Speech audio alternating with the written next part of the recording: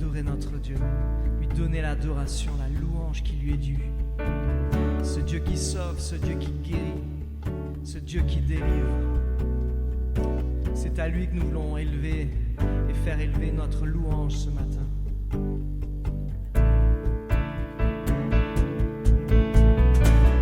La louange est à notre Dieu, nos paroles d'adoration d'un même cœur. La louange est à Dieu. Chante Alléluia à notre Dieu. Alléluia à notre Dieu. La louange est à Dieu. La louange est à notre Dieu. Nos paroles d'adoration d'un même cœur. La louange est à Dieu. Chante Alléluia à notre Dieu. Alléluia à notre Dieu. La louange est à Dieu. La louange est à notre Dieu. Nos paroles d'adoration d'un même cœur. La louange est à Dieu. Chante Alléluia à notre Dieu. Alléluia à notre Dieu. La louange est à Dieu. Dieu me sauve, Dieu me sauve, Dieu me guérit, Dieu me délivre. Oui, c'est lui, Dieu me sauve, Dieu me guérit, Dieu me délivre. Oui, c'est lui, oui, c'est lui, oui, c'est lui, oui, c'est lui. La louange est à notre Dieu, nos paroles d'adoration d'un même cœur. La louange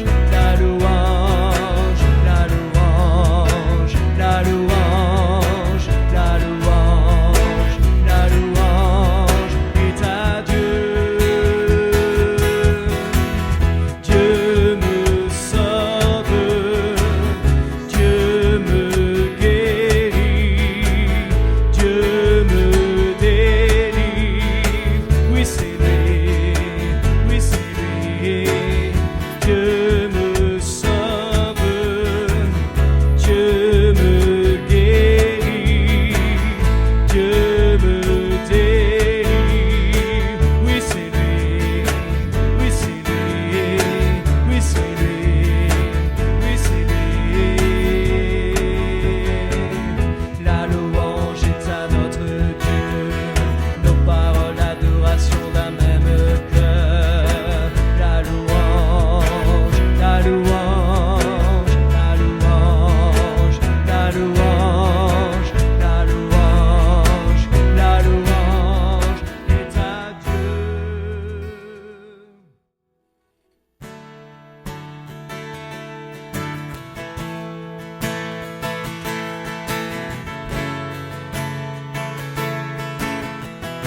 Déplace les montagnes.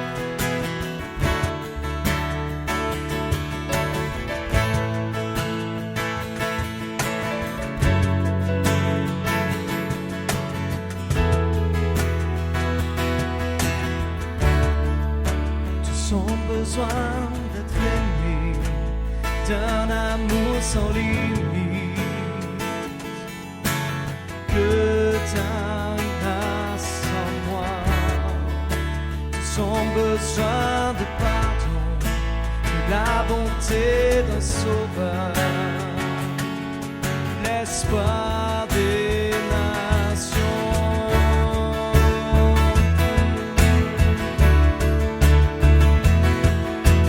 Sauveur, il déplace les montagnes, sauve avec puissance, il sauve avec puissance, pour toujours, créateur du salut.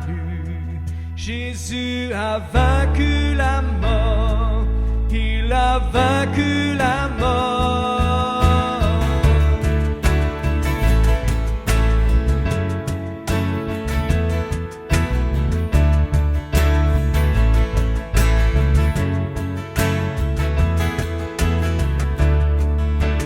Prends-moi tel que je suis, mes peurs et mes échecs.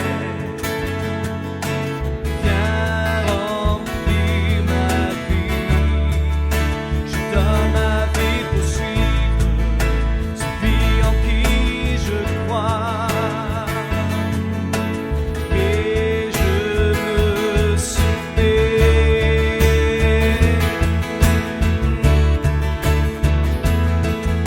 Sauveur, il déplace les montagnes. Mon Dieu sauve avec puissance, il sauve avec puissance, pour toujours, créateur du salut. Jésus a vaincu la mort, il a vaincu la mort.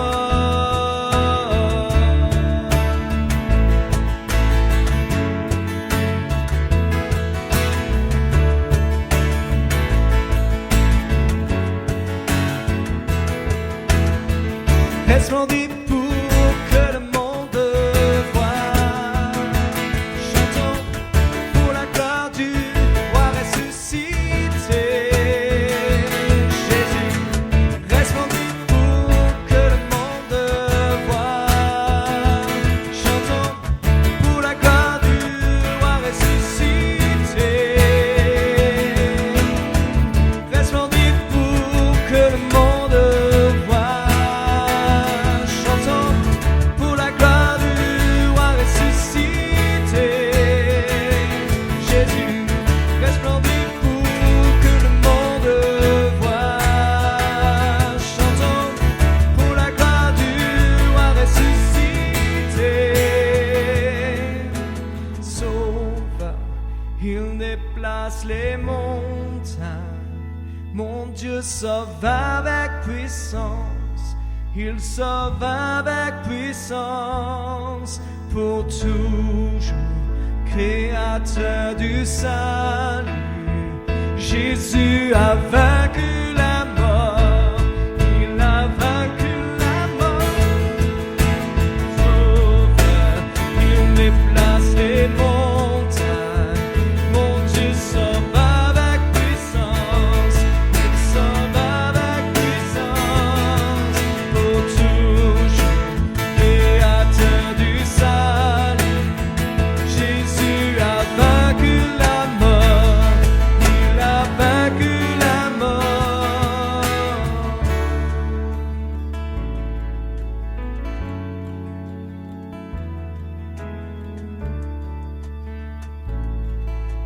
Alléluia, nous t'adorons Jésus-Christ, tu as vaincu la mort.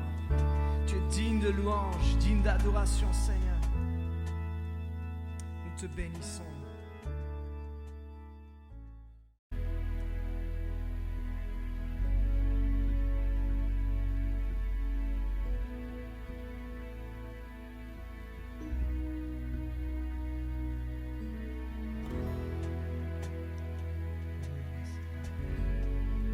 Chantez ton amour.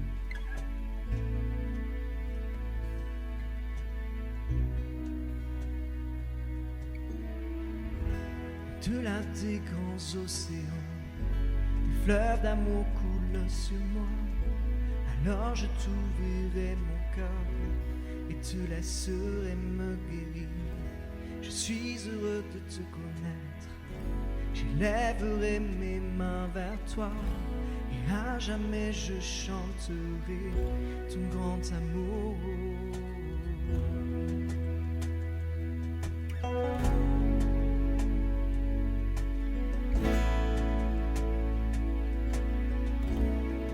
Au-delà des grands océans, au-delà des grands océans, des fleuve d'amour coule sur moi.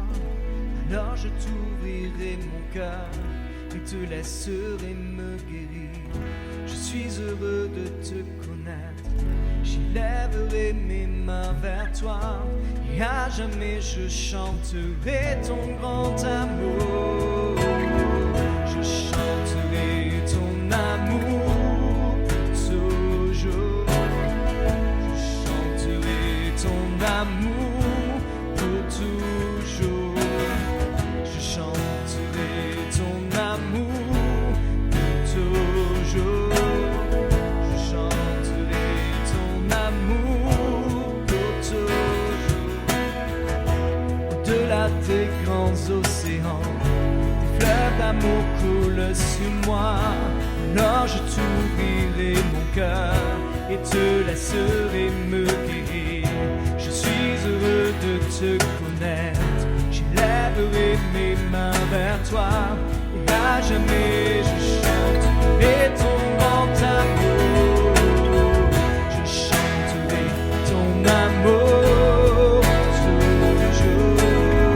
Je chanterai ton amour pour toujours. Je chanterai ton amour pour toujours. Je chanterai ton amour pour toujours.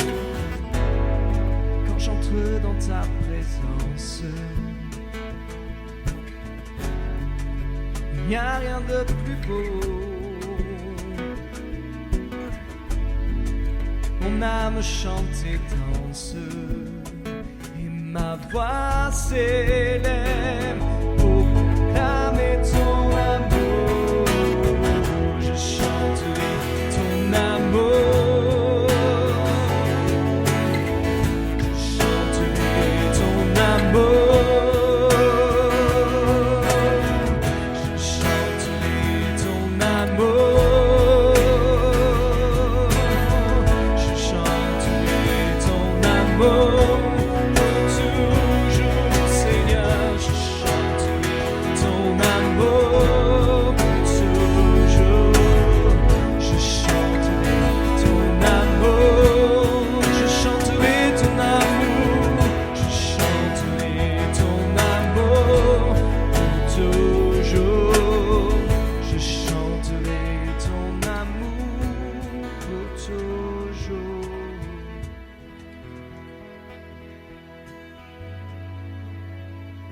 Alléluia, Seigneur. Allons rentrer dans ta présence, t'adorer. Amen, Seigneur. Alléluia, Seigneur.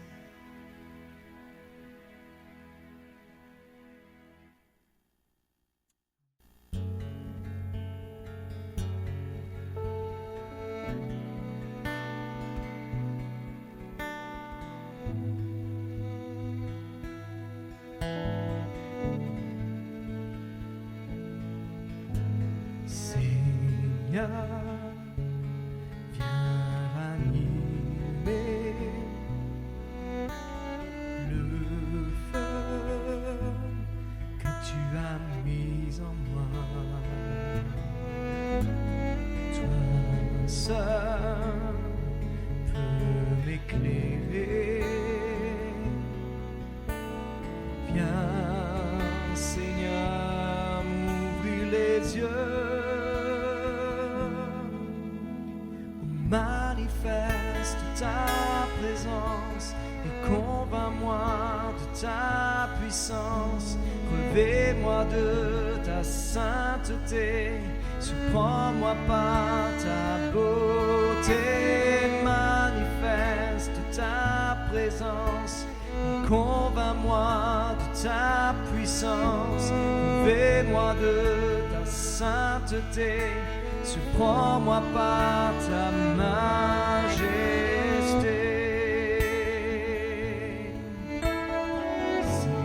Seigneur, viens ranimer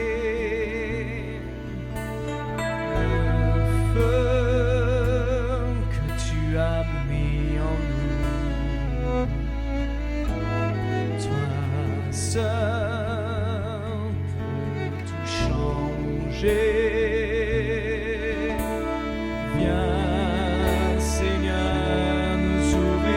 Dieu. Manifeste ta présence et convainc-nous de ta puissance. Revêt-nous de ta sainteté, surprends-nous par ta beauté.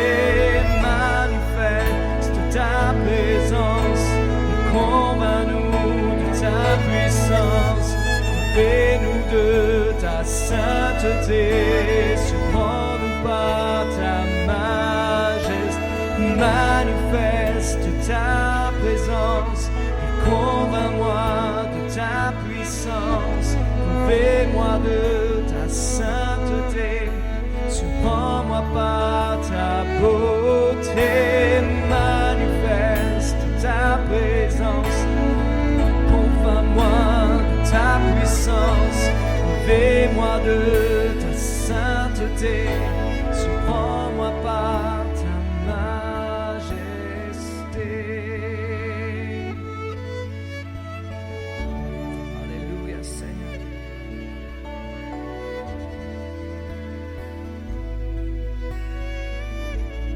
Alléluia, Seigneur, nous voulons t'adorer, Jésus-Christ. Te donner toute la gloire, toute l'adoration. Tu es notre Dieu, notre Sauveur.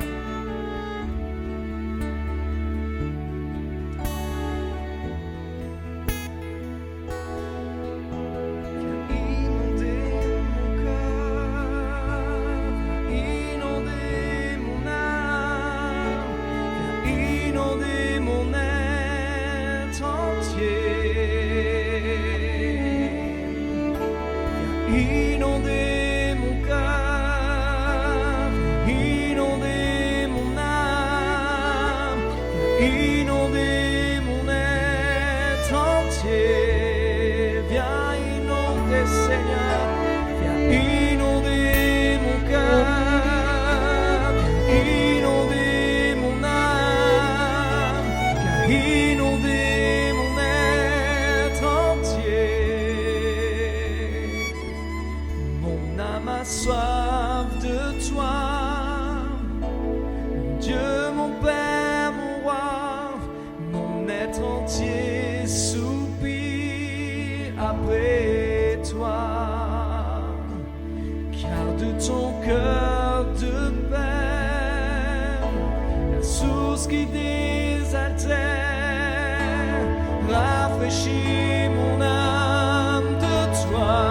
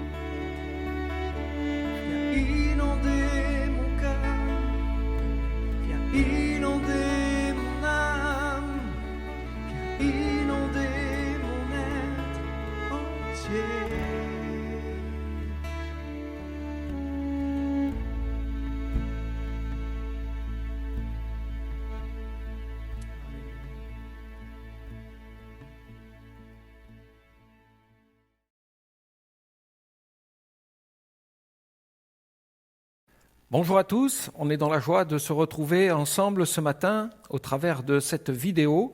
Merci à Luc et à Jean-Christophe pour ces chants. Nous allons sans plus tarder ouvrir la parole de Dieu et nous placer sur ce message, cette pensée qui est là posée sur mon cœur, la patience de Dieu. Et j'aimerais introduire avec 3 versets tirés du Nouveau Testament. « Car Dieu ne nous a pas destinés à la colère, mais à l'acquisition du salut par notre Seigneur Jésus-Christ. 1 Thessaloniciens chapitre 5 verset 9. Méprises-tu les richesses de sa bonté et de sa patience, de sa longanimité, ne reconnaissant pas la bonté de Dieu, te pousse à la repentance.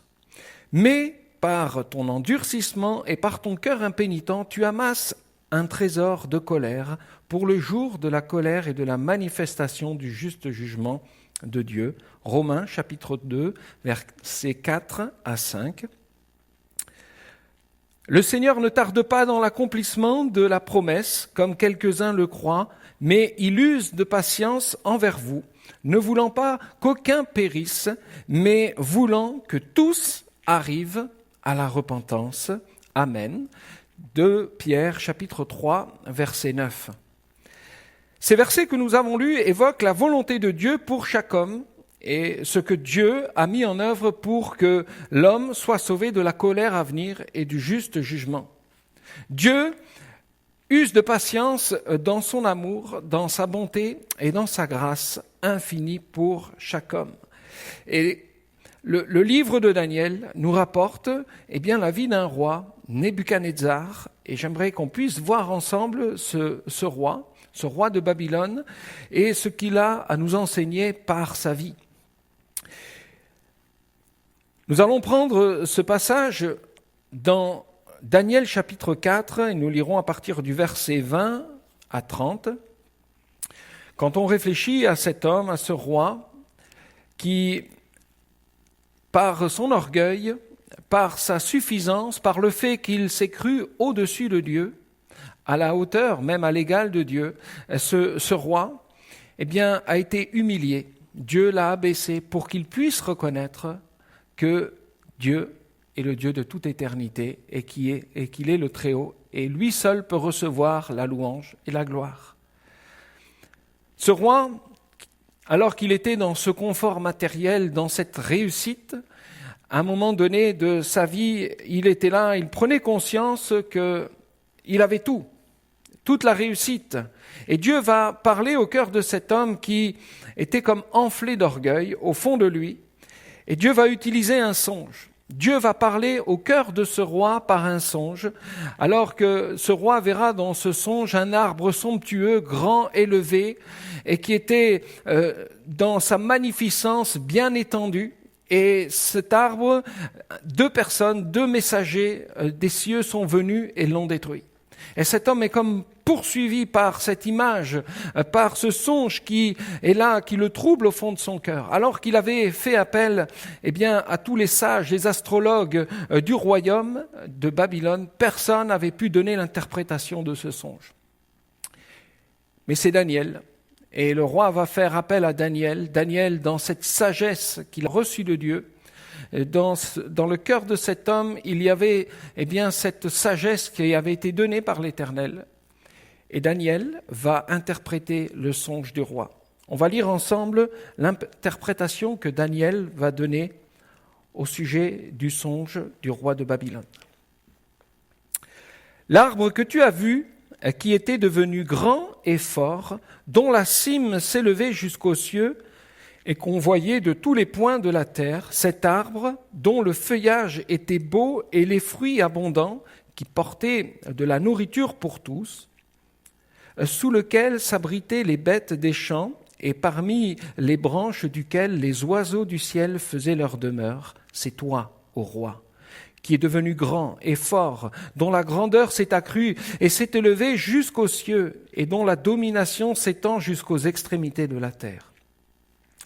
Le roi a vu l'un de ceux qui veillent et qui sont saints descendre des cieux et dire « Abattez l'arbre et détruisez-le, mais laissez en terre le tronc, où se trouvent les racines, et liez-le avec des chaînes de fer et d'airain.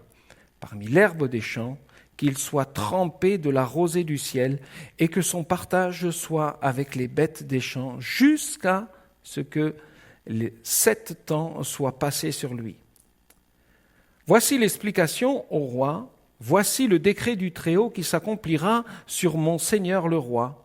on te chassera du milieu des hommes, tu auras ta demeure avec les bêtes des champs, et l'on te donnera comme aux bœufs de l'herbe à manger. Tu seras trempé de la rosée du ciel, et 7 temps passeront sur toi, jusqu'à ce que tu saches que le Très-Haut domine sur le règne des hommes, et qu'il le donne à qui il lui plaît. L'ordre de laisser le tronc où se trouvent les racines de l'arbre signifie que ton royaume te restera, quand tu reconnaîtras que celui qui domine est dans les cieux. C'est pourquoi, ô roi, puisse mon conseil te plaire, rachète tes péchés par des bienfaits et tes iniquités par des compassions envers les malheureux, et ton bonheur pourra se prolonger. Toutes ces choses se sont accomplies sur le roi Nebuchadnezzar. Au bout de 12 mois, comme il se promenait dans le palais royal à Babylone, le roi prit la parole et dit « N'est-ce pas ici Babylone la grande que j'ai bâtie comme résidence royale par la puissance de ma force et pour la gloire de ma magnificence ?» La parole était encore sur la bouche du roi qu'une voix descendit du ciel. « Apprends, roi Nebuchadnezzar, qu'on va t'enlever le royaume. » Et nous arrêtons là notre lecture. Amen. Ce passage est l'aboutissement du fait que Nebuchadnezzar ne s'est pas laissé avertir et qu'il n'a pas tenu compte que Dieu lui parlait. Il n'a pas tenu compte de ce que Dieu lui avait dit. Méprises-tu les richesses de sa bonté et de sa patience ? C'est ce que l'apôtre Paul avait écrit dans cet épître aux Romains. Et je trouve que ce verset colle tout à fait avec la vie de Nebuchadnezzar, avec le cœur de cet homme. Méprises-tu les richesses de sa bonté et de sa patience ? Mon premier point, c'est, je voudrais qu'on puisse voir ensemble les avertissements solennels de Dieu à l'égard de Nebuchadnezzar. Oui, le Seigneur use de patience, et c'est là le titre de mon message, la patience de Dieu. Dieu use de patience envers chacun d'entre nous, envers tous les hommes. Et dans ce texte que nous avons pu prendre, nous voyons combien Dieu use de patience envers ce roi. Et si l'on regarde déjà au début du livre de Daniel, Dieu avait averti à plusieurs reprises le roi. Tout d'abord par le témoignage des 4 jeunes gens qui étaient arrivés de Jérusalem. Le roi Nebuchadnezzar avait été conquérir le royaume de Juda et il avait détruit Jérusalem. Il avait emmené quelques personnes en exil. Ils avaient été emmenés à Babylone et c'est là qu'on retrouve ces jeunes gens dans cet exil babylonien. Il y a Daniel, Ananias, Michaël et Azaria qui vont être les esclaves, être des serviteurs au milieu du royaume de Nebuchadnezzar. Et la sagesse et l'intelligence de Dieu reposaient sur ces jeunes hommes. Et dès le chapitre 2 de Daniel, Dieu parle à Nebuchadnezzar par un songe qui troubla la paix de cet homme. Et les magiciens, les savants du royaume de Babylone ne pouvaient apporter l'interprétation, ni ne pouvaient dire quel était le songe du roi. Le roi n'était pas satisfait. Et Daniel, rempli de l'esprit, apporta l'interprétation du songe et Dieu manifesta sa grandeur et sa puissance au roi Nebuchadnezzar. Et nous retrouvons bien sûr ce récit, cette histoire dans le chapitre 2 du livre de Daniel. Et plus tard, le refus d'adorer une statue, les compagnons de Daniel furent jetés dans la fournaise ardente. C'est au chapitre 3 de Daniel. Ce roi Nebuchadnezzar avait bâti une statue pour sa gloire et il voulait que tous les hommes adorent cette statue. Et nous avons ici Anania, Michaël et Azaria qui ont refusé d'adorer la statue, de se courber devant la statue. Et le roi avait décrété que ceux qui n'adoreraient pas la statue seraient jetés dans une fournaise ardente. Et c'est ce qui est arrivé à ces jeunes hommes. Ils ont été jetés dans cette fournaise ardente. Daniel chapitre 3, versets 19 à 30, tout cela nous est raconté. Je vous invite à relire ce passage. Nebuchadnezzar fut témoin de la puissance de Dieu dans ce récit. Les signes et les prodiges de Dieu sont manifestés auprès de ce roi, car Anania et Michaël et Azaria furent sains et saufs. La fournaise ne les avait pas touchés. Il n'y avait aucune brûlure, aucune odeur de fumée sur le corps de ces hommes. Les vêtements étaient les vêtements n'avaient pas été atteints par les flammes. Encore une fois, Dieu manifeste sa grandeur et Dieu va manifester sa puissance. Un roi qui se plaçait à l'égal de Dieu, Dieu va parler au cœur de cet homme. Ce qu'on peut dire, c'est que Nebuchadnezzar a vu la puissance et la gloire de Dieu se manifester. Déjà, quand on réalise que ces 3 jeunes gens qui ont été jetés dans cette fournaise ardente ont été protégés par un ange, et l'ange de l'Éternel était au milieu de ces flammes, et le roi Nebuchadnezzar a vu tout ça, il a contemplé ces choses, il a réalisé, il a compris. Et Dieu va encore avertir Nebuchadnezzar, alors que cet homme va comme se laisser porter par son orgueil, et il va parler par un autre songe. Et c'est Daniel qui en donnera l'explication. Et nous avons lu ce récit dans le chapitre 4, versets 20 à 30. Et c'est encore une fois l'avertissement de Dieu. Dieu avertit, et l'avertissement de Dieu est suivi d'un appel à se détourner, un appel à se repentir de son péché, un appel à prendre conscience de ce que l'on est en train de faire qui n'est pas la gloire de Dieu, et de décider de se détourner. Et c'est l'amour et c'est la grâce de Dieu dans sa bonté infinie qui nous pousse à la repentance. On comprend, on réalise que nous sommes rien devant les yeux de notre Dieu. Et nous sommes qu'une poussière devant la grandeur de notre Dieu. Et pourtant, Dieu nous aime. Et pourtant, Dieu a manifesté tout son amour pour nous amener à nous détourner de notre péché et de revenir auprès de notre roi, auprès de notre Dieu. Mets un terme à tes péchés. C'est ce que Daniel va apporter comme conseil au roi. Mets un terme à tes péchés et à tes iniquités en usant de compassion envers le malheureux, et ton bonheur se prolongera. Change ta vie, change d'attitude, change de comportement. C'est ce que Daniel va apporter ici au cœur de cet homme. Comme le rappelle l'apôtre Paul en Romains, la bonté de Dieu te pousse à la repentance. Comme le rappelle aussi l'épître de l'apôtre Pierre, voulant que tous arrivent à la repentance. C'est là la volonté de Dieu.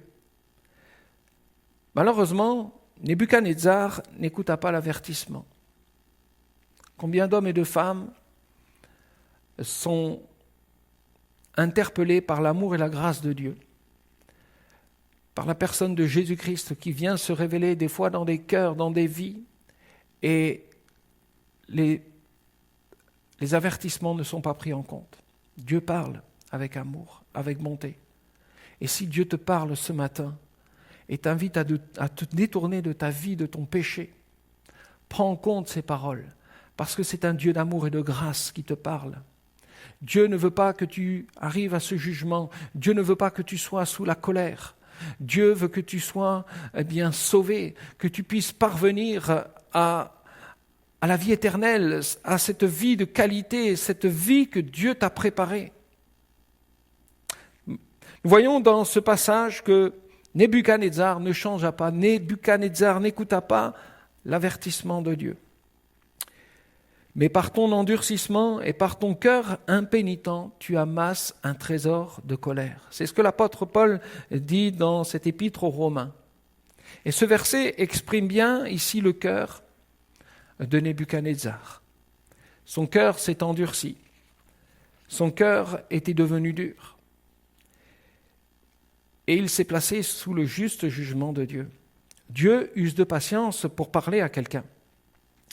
Et sa bonté pousse à la repentance. Mais si le cœur s'endurcit, eh bien cet homme méprise la grâce de Dieu. Vas-tu mépriser ce matin la grâce de Dieu, l'amour de Dieu ? Et celui qui méprise la grâce et l'amour de Dieu, eh bien, il amasse un trésor de colère pour la manifestation du juste jugement de Dieu. Nebuchadnezzar ne changea rien de sa vie, il n'écouta pas les conseils de Daniel. Et quand on regarde ce texte, il nous est dit que Dieu accorda quand même une année de sursis, une année de grâce. Pendant 12 mois, le Seigneur une fois qu'il avait averti le roi, il laissa 12 mois pour voir si cet homme allait changer, si son cœur allait changer. Une année de grâce. Et cela nous parle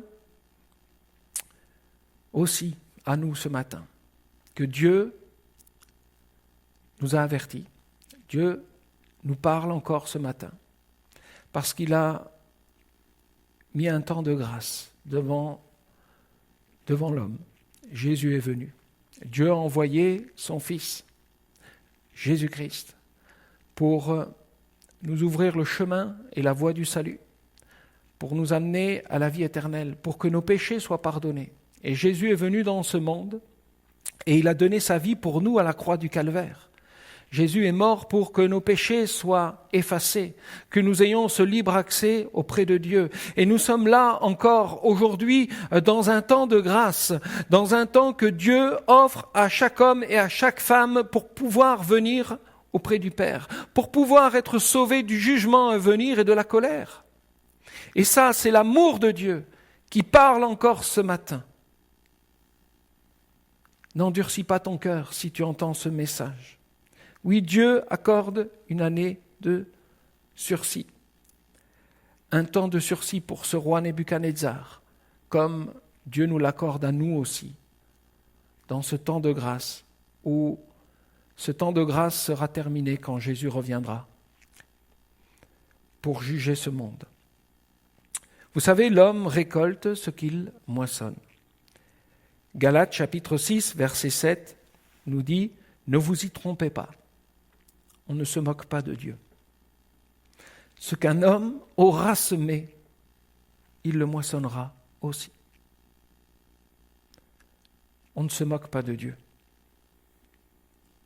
Alors qu'il contemplait le palais royal, Nebuchadnezzar était en train de regarder ce magnifique royaume, ce magnifique palais, de tout ce qui avait été construit, et il était en train de dire « N'est-ce pas ici Babylone la grande que j'ai bâtie comme résidence royale par la puissance de ma force pour la gloire de ma magnificence ?» Le moi, le je. Moi, je. À peine ces paroles étaient prononcées que la parole de Dieu s'est accomplie devant l'orgueil de cet homme qui n'a pas su reconnaître que tout ce qu'il avait, eh bien, c'était Dieu qui lui avait permis. Combien d'hommes et de femmes agissent de la même manière? Ils ne se rendent pas compte que tout ce qu'ils ont autour d'eux, ce qu'ils ont, eh bien, c'est une grâce de Dieu. Bien sûr, nous gagnons notre vie à la sueur de notre front, mais c'est Dieu qui fait tomber la pluie. C'est Dieu qui permet. Et ce matin, n'endurcis pas ton cœur en pensant que Dieu n'existe pas et que Dieu n'a rien fait pour toi. Dieu a tout mis en œuvre pour toi. Dieu t'a donné ce qu'il avait de plus précieux, Jésus-Christ. Et il te parle à toi ce matin qui a peut-être un cœur endurci, fermé, à l'image de Nebuchadnezzar. Crois que ta réussite, elle vient de toi. Quand Nebuchadnezzar, dans ce temps de grâce qui lui avait été accordé, a pu décréter qu'il avait tout réussi grâce à sa puissance et à sa force, à peine ces paroles étaient prononcées, que la parole de Dieu s'est accomplie. Ce que Dieu avait annoncé s'est accompli. Nebuchadnezzar fut chassé au milieu des hommes, emporté par la folie. Il est devenu une bête, comme le songe l'avait annoncé. Amené à manger l'herbe qu'on donne aux animaux, mis à l'écart de la civilisation. Il avait été mis complètement rejeté. Ce roi est descendu de son piédestal. Ce roi est descendu de ce qu'il avait, de cette gloire qu'il avait. Il est retombé bien bas. Il est tombé bien bas. comme l'interprétation de Daniel l'avait confirmé. Ce songe évoquait un arbre magnifique qui portait du fruit et dont la cime s'élevait jusqu'aux cieux. Et cet arbre, qui est l'image du roi, eh bien, fut abattu, coupé et lié. La patience de Dieu est infinie en qualité, mais elle n'a pas une durée éternelle. On ne joue pas avec la patience de Dieu et on ne méprise pas sa grâce. Daniel chapitre 4, verset 25 nous dit « 7 ans passeront sur toi jusqu'à ce que tu saches que le Très-Haut domine sur le règne des hommes et qu'il le donne à qui il lui plaît. » Si Nebuchadnezzar était à cette place, dans ce royaume, c'est parce que Dieu l'avait permis. Et Dieu a permis aussi que cet homme puisse tomber. Que cet homme puisse tomber de manière à ce que Dieu lui parle encore au milieu de ce temps. Pendant ces 7 ans qui ont passé, Dieu va encore parler à cet homme. Au travers de ce jugement, Dieu va encore parler à Nebuchadnezzar. Il y a ici une racine d'espérance. La racine qui n'a pas été détruite, cette racine de cet arbre qui était resté, et de là quelque chose va repartir. Et il y a ce terme qui est là, jusqu'à ce que tu saches. 7 ans passeront sur toi jusqu'à ce que tu saches que le Très-Haut domine sur le règne des hommes. Dieu ne veut pas la mort, ni la condamnation du pécheur, voulant qu'aucun périsse, mais voulant que tous parviennent à la repentance. C'est ce que nous avons lu dans 2 Pierre chapitre 3, verset 9. 1 Timothée chapitre 2, verset 4 nous dit que Dieu veut que tous les hommes soient sauvés et parviennent à la connaissance de la vérité. Que tous arrivent à la repentance. Que tous puissent reconnaître que nous sommes pécheurs et que nous avons besoin de la grâce de Dieu. Nous avons besoin d'être changés, d'être transformés par Dieu. De nous détourner de notre péché pour venir auprès de celui qui nous aime. De nous détourner des œuvres du diable, de tout ce qui est mauvais, ténèbres, impur, et de pouvoir nous tourner vers la sainteté, vers la pureté de notre Dieu qu'il désire nous communiquer. J'aimerais voir la repentance de Nebuchadnezzar. On va lire ensemble dans Daniel au chapitre 4, verset 34. Nous allons voir ce qui s'est passé après ces 7 ans où cet homme a été abaissé. Après le temps marqué, moi, Nebuchadnezzar, je levai les yeux vers le ciel, et la raison me revint. J'ai béni le Très-Haut, j'ai loué et glorifié celui qui vit éternellement, celui dont la domination est une domination éternelle, et dont le règne subsiste de génération en génération. Tous les habitants de la terre ne sont à ses yeux que néant. Il agit comme il lui plaît, avec l'armée des cieux et avec tous les habitants de la terre. Il n'y a personne qui résiste à sa main et qui lui dise « Que fais-tu » En ce temps, la raison me revint, la gloire de mon royaume, ma magnificence et ma splendeur me furent rendues. Mes conseillers et mes grands me redemandèrent, je fus rétabli dans mon royaume et ma puissance ne fit que s'accroître. Maintenant, moi, Nebuchadnezzar, je loue, j'exalte, je glorifie le roi des cieux, dont toutes les œuvres sont vraies et les voies justes, et qui peut abaisser ceux qui marchent avec orgueil. Amen. Après le temps marqué, moi, Nebuchadnezzar, je levai vers le ciel les yeux, et la raison me revint. La raison est revenue à cet homme quand, au temps marqué, il a levé les yeux vers celui qui était au-dessus de tout, vers ce Dieu d'amour, ce Dieu de grâce, qui va encore agir dans le cœur de cet homme. Combien on voit que Dieu met tout en œuvre pour sauver, même un roi orgueilleux. Je levai les yeux vers le ciel, et là cet homme va s'humilier, va reconnaître qu'il y a un Dieu très haut, un Dieu d'amour. Et la raison me revint. Sa première préoccupation, une fois que cet homme, la raison va lui revenir, eh bien il va bénir et il va louer. Il va louer le roi des rois, le Seigneur des seigneurs. Il va reconnaître, parce que cet homme aura été saisi, touché par l'amour de Dieu.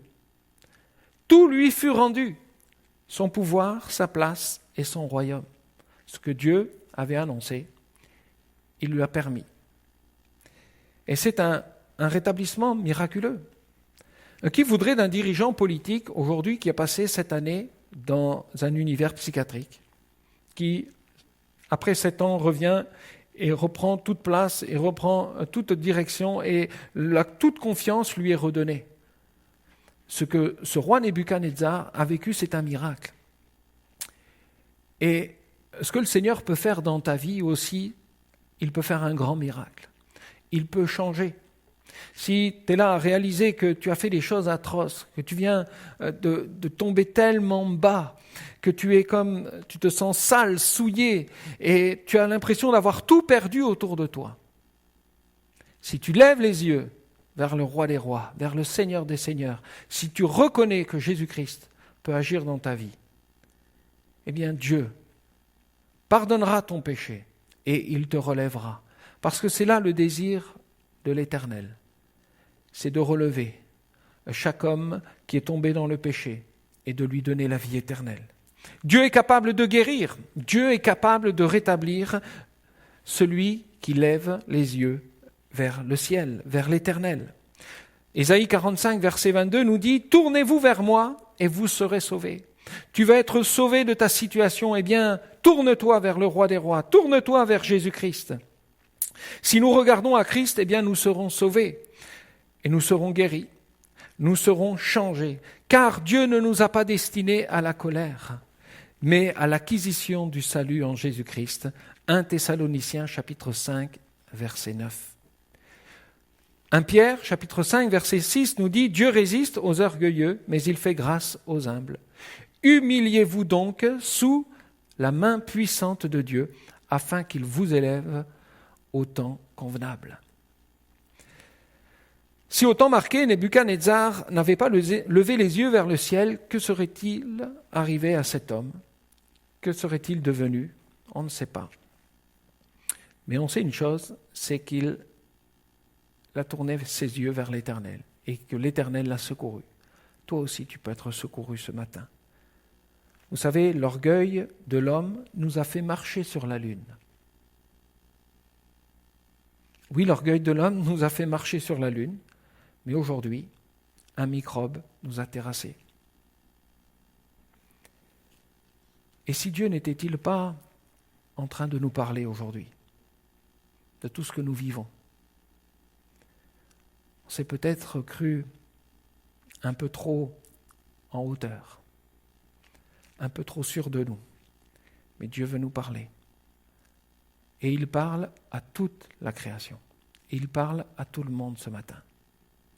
Ô Seigneur, on veut s'humilier sous ta main puissante, reconnaître que c'est toi qui es Dieu et que, Seigneur, tu es souverain sur toutes choses. Et nous voulons que personnellement, nos vies, que tu puisses régner dans nos cœurs et dans nos vies, que tu sois le roi, que nous réalisons que la louange et l'adoration, elle ne s'en va pas vers les hommes, mais vers toi, Éternel, toi qui peux toutes choses. Allons-nous lui résister encore, mépriser sa bonté, mépriser sa grâce, mépriser son amour, ou allons-nous nous humilier sous sa main puissante, sa main pleine de bonté et de miséricorde? Il nous faut reconnaître que notre Dieu est un Dieu d'amour et de grâce et qu'il veut encore se manifester dans ta vie. La patience de Dieu, n'est-ce pas un signe et un prodige? Dieu use de patience encore envers nous. C'est un temps de grâce et ce temps de grâce, eh bien, Dieu l'a manifesté et il le manifeste dans la venue de son Fils Jésus-Christ, qui est venu annoncer la repentance et qui est venu mourir pour nos péchés à la croix du Calvaire, afin de nous ouvrir la voie du salut, afin que nous puissions acquérir ce salut, recevoir ce salut par grâce.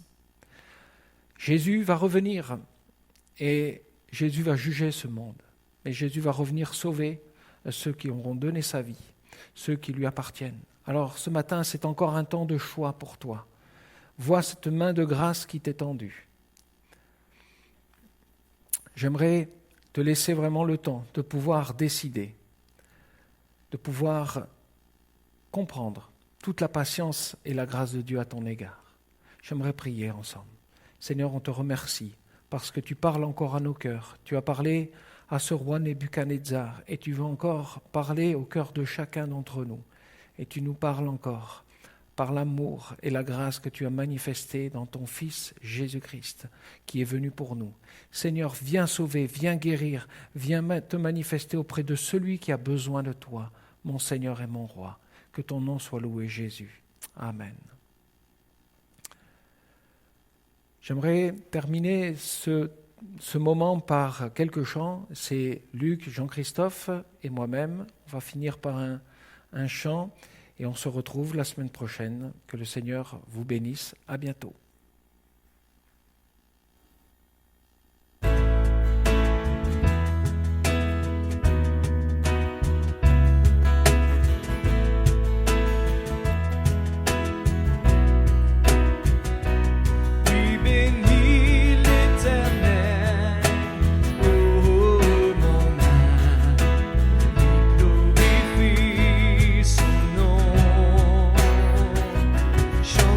Plus que jamais, oh mon âme, je glorifierai ton nom.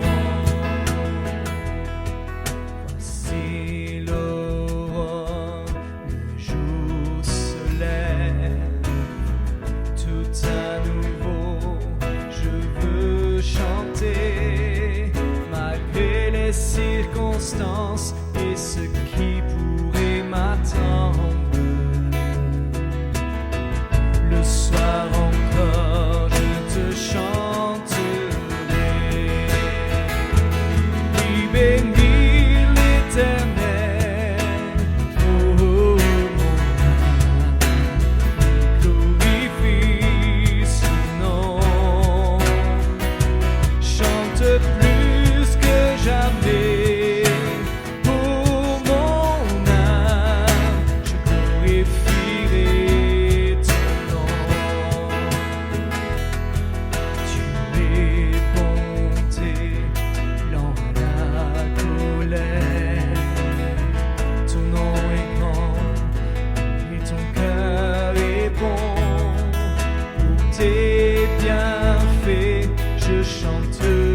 Sans cesse, son nombre sont les raisons de mon cœur. Oui, bénis l'Éternel, oh mon âme, glorifie son nom. Chante plus que jamais.